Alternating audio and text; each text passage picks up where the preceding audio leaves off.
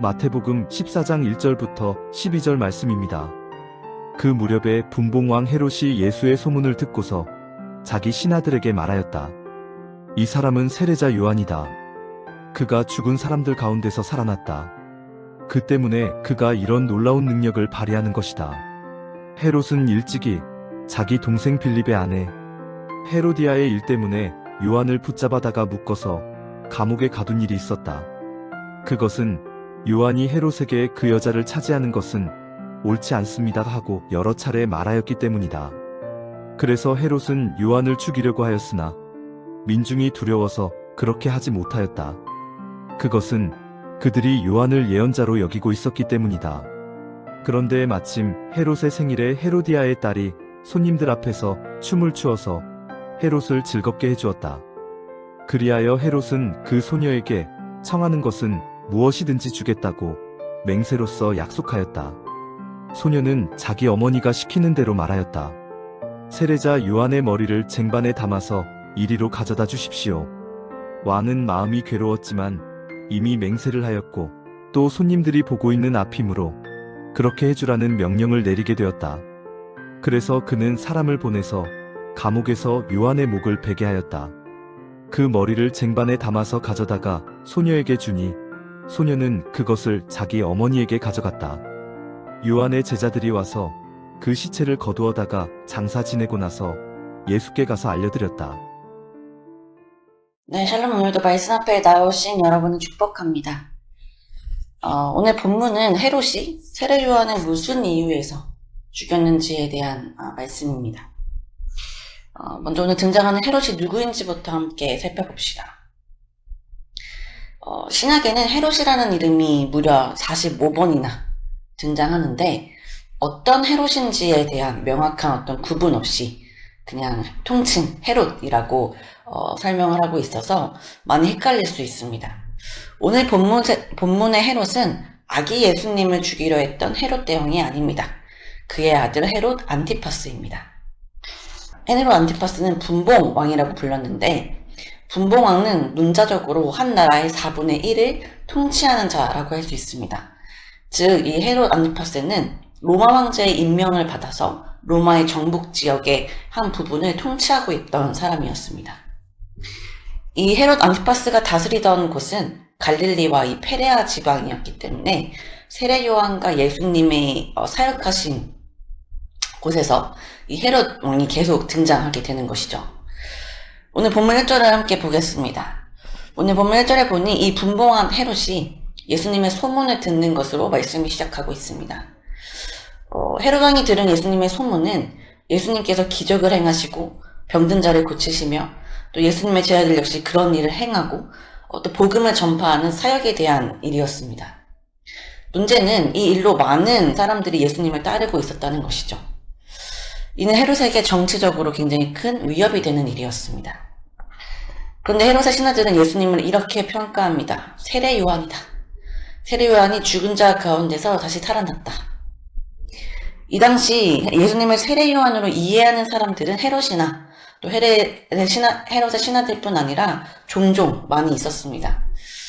이렇게 예수님을 평가했던 이유는 예수님께서도 세례 요한과 같이 하나님의 나라와 또 회개를 촉구하시며 유대 사람들을 책망하셨기 때문입니다. 여튼 우리는 2절의 말씀을 통해서 이 세례 요한이 죽었다는 사실을 알게 되는데요. 그렇다면 세례 요한은 왜 죽게 된 걸까요? 3절에 볼까요?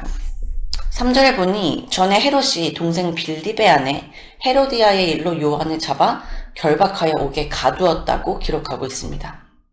여기서 동생 빌립은 헤롯 왕의 배다른 형제입니다. 헤로디아는 이 빌립의 아내였죠. 헤로디아는 이 빌립에게서 살로메라는 딸을 낳게 됩니다. 그런데 아내가 있었던 이 분봉한 헤롯 왕이 자신의 동생 빌립의 아내였음에도 불구하고 이 헤로디아를 유혹합니다. 그리고 헤로디아와 불법적인 재혼을 강행하게 되죠. 이는 명백한 간음이었습니다. 율법에 보면 형제의 아내와 결혼할 수 있는 조건은 그 형제가 아들이 없어 죽을 때뿐입니다. 그러나 빌립은 여전히 살아있는 상태였습니다. 뿐만 아니라 빌립과 헤로디아가 삼촌과 조카의 사이였는데요. 이 헤롯 안티푸스와 헤로디아 역시 삼촌과 조카 사이였다는 거예요. 그러니까 근친상 간의 죄까지 더하여진 것이죠. 이에 4절 요한이 헤롯에게 이렇게 이야기합니다. 그 여자를 차지한 것이 옳지 않다. 요한의 말을 들은 헤롯은 자신의 삶을 비난하고 자신의 어떤 윤리적이지 못한 삶에 대해서 지적하는 요한에 못마땅했습니다.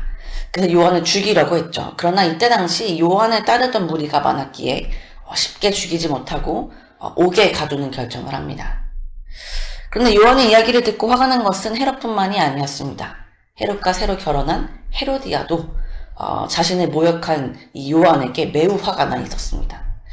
그래서 6절 마침 이 헤롯 대왕, 헤롯 분봉왕의 생일날 헤로디아는 자신의 딸을 이용하여 요한을 죽이기로 결심합니다. 헤로디아는 자신의 딸 살로메를 이용하여 헤롯의 마음을 사고자 하였습니다. 6절에 보면 헤롯의 딸 살로메가 굉장히 춤을 잘 췄다고 기록이 되어 있는데 이 살로메가 춘 춤은 그냥 추는 어떤 장기자랑 뭐라고 해야 할까요? 딸이 아빠에게 부린 어떤 재롱 이 정도가 아니라 남성을 육체적으로 유혹하는 춤이었습니다. 그 결과 7절 헤롯은 살로메에게 무엇이든 달라는 대로 다 주겠다는 약속을 합니다. 헤롯의 말은 그저 딸이 예뻐서 달라는 대로 다 줄게라는 어떤 빈말이 아니라 번복할 수 없는 맹약과도 같은 약속이었습니다. 세속적일 뿐만 아니라 자신의 동생의 아내와 결혼하고 또 탐욕스러웠던 헤롯이 순간의 감정에 취해서 엄청난 약속을 해버린 것이죠. 이에 헤로디아의 딸 살로메가 요구한 것이 무엇입니까? 네, 자신의 엄마 헤로디아의 말을 듣고 세례 요한의 머리를 요구합니다. 헤로디아는 요한의 말을 듣고 분노하여 그 전부터 헤롯에게 요한을 처형하라고 계속 말하였을 겁니다. 그러나 요한을 죽이지 못하는 헤롯을 보면서 그의 마음을 돌리기 위해 기회를 엿보고 있었는데 마침 헤롯의 생일을 맞이하여 자신의 딸을 이용해 요한을 죽이게 된 것이죠. 종교 지도자들과 로마의 군관들이 모인 자리에서 맹약을 해버린 헤롯은 살로메의 말을 거부할 수 없었습니다. 그래서 헤롯은 8절 여기서 내게 주소서라는 살로메의 요구에 즉각 감옥에 가둬두었던 요한의 목을 베어서 살로메의 요구대로 소반, 즉 큰 접시에 요한의 목을 담아줍니다. 누군가의 목을 베는 일은 여러분 쉬운 일일까요? 아닙니다. 누군가를 처형하고 이렇게 목을 베려면 어떤 신문이나 재판이라는 절차가 필요했습니다. 또 모세의 율법에 따르면 종교적, 신앙적, 공적 범죄에 해당할 때 이러한 일을 할 수 있었습니다. 그러나 지금 헤롯은 자신의 맹약 때문에 이러한 모든 절차를 무시하고 요한을 그냥 죽여버린 것이죠. 그렇다면 헤로디아는 왜 자신의 딸 살로메를 이용하여 요한의 머리를 소반에 담아달라고 요청했을까요? 헤로디아는 자신의 부정과 불의를 끊임없이 고발하던 세례 요한의 혀가 잠잠해진 것을 보고 싶어 했습니다. 여기서 우리는 헤롯과 결혼한 이 헤로디아가 음란할 뿐만 아니라 또 권력에 있어서 탐욕스러울 뿐만 아니라 그 안에 얼마나 깊은 잔인성을 숨기고 있는지도 엿볼 수 있습니다. 이처럼 의인이었던 세례 요한은 하나님을 두려워하지 않고 쾌락에 빠진 또 잔인한 두 명의 불의한 자들로 인해서 죽임을 당하게 됩니다. 여러분, 이들은 세례 요한의 말을 듣고 회개하였어야 합니다. 그 죄에서 돌이킬 수 있는 기회가 있었다는 겁니다. 그러나 헤롯도 그와 결혼한 헤로디아도 자신들의 치부가 드러나자 분노하며 더 큰 죄로 자신들의 죄를 덮어버렸습니다. 여러분, 이것이 악인의 모습입니다. 뿐만 아니라 헤롯은 쾌락에 빠져 경솔히 맹세하여 돌이킬 수 없는 죄를 짓게 되었습니다. 여러분, 이처럼 악인은 회개할 수 있는 기회가 주어짐에도 불구하고 회개하지 않는 자들입니다. 악인은 자신들의 죄를 고발하는 자들을 죽이고 피 흘리기를 좋아하며 자신들의 죄를 숨기는 자들입니다. 악인은 경솔히 맹세하며 하나님보다 사람을 두려워하는 자들입니다. 여러분, 우리의 모습은 어떠합니까? 여러분들은 누군가 여러분들의 죄에 대해 이야기할 때 어떻게 반응하고 계십니까?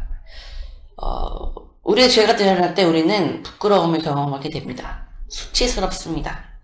그래서 가장 먼저 반응하게 되는 것이 분노일 수 있습니다. 나의 죄를 드러내는 그 사람에게 화를 내고 또 그 사람을 미워할 수도 있습니다. 그러나 여러분, 우리 안에 있는 죄는 반드시 제거되어야 합니다. 그 죄가 제거되기 위해서는 드러나야 합니다. 드러나지 않는 죄는 우리 안에 계속해서 뿌리를 내리고 우리를 충동시킬 것입니다. 사랑하는 여러분, 하나님께서 여러분들의 죄를 드러나게 하실 때 회개하는 자들이 되기를 소망합니다. 더 큰 죄로 그 죄를 가리는 어리석은 자들이 아니라 도리어 화를 내고 사람의 체면을 생각하고 사람들의 시선을 두려워하는 자들이 아니라 죄를 미워하시고 그 죄를 드러나게 하신 하나님을 두려워하는 자들이 되었으면 좋겠습니다. 그래야 헤롯과 헤로디아처럼 어리석은 일을 저지르는 자들이 아니라 하나님의 영광을 드러내셨던 예수님의 진정한 제자로 살아가시기를 소망합니다. 함께 기도합시다. 하나님, 오늘도 말씀으로 하루를 시작하게 하시니 감사드립니다. 하나님, 오늘 세례 요한의 죽임을 당한 배경을 함께 보았습니다. 요한을 죽인 헤롯과 헤로디아는 멀리 있는 악인의 이야기가 아니라 우리 안에도 이들과 같은 동일한 죄성이 자리하고 있음을 보게 됩니다. 주님, 우리의 죄가 드러날 때 우리는 부끄러움과 소치를 느끼며 분노로 반응할 때가 많았습니다. 책망을 들으면 마음이 상하고 자존심이 상하고 그 말을 전하는 사람을 원망하기도 합니다. 그러나 그것이 우리를 살리기 위한 하나님의 경고임을 깨닫기 원합니다. 헤롯처럼 사람의 시선을 두려워하며 경솔히 말하고 체면을 지키기 위해 더 큰 죄를 선택하는 어리석음을 범하지 않게 하여 주시고, 또 헤로디아처럼 죄를 덮기 위해 진리를 잠잠케 하려는 완악한 마음을 우리 안에 제거하여 주시기를 소망합니다. 그래야 주님, 우리의 죄가 드러나는 순간 죄를 숨기라는 자가 아니라 빛 가운데로 나오는 자들이 되게 하여 주시고 책망을 통해 돌이키는 자들 될 수 있도록 인도하여 주옵소서. 오늘 하루 말씀을 붙잡고 각자의 삶으로 나아갑니다. 허락하신 그곳에서 하나님의 말씀이 생각나게 하사 제 앞에 무감각하고 하나님보다 사람을 두려워하는 자들이 아닌 살아계신 하나님 앞에서 정직하고 순결하며 또 하나님을 두려워하는 그런 하루 되게 하여 주옵소서. 감사합니다. 우리를 죄에서 돌이키게 하시고 또 우리를 참빛으로 인도하시는 예수 그리스도의 이름으로 기도드립니다. 아멘.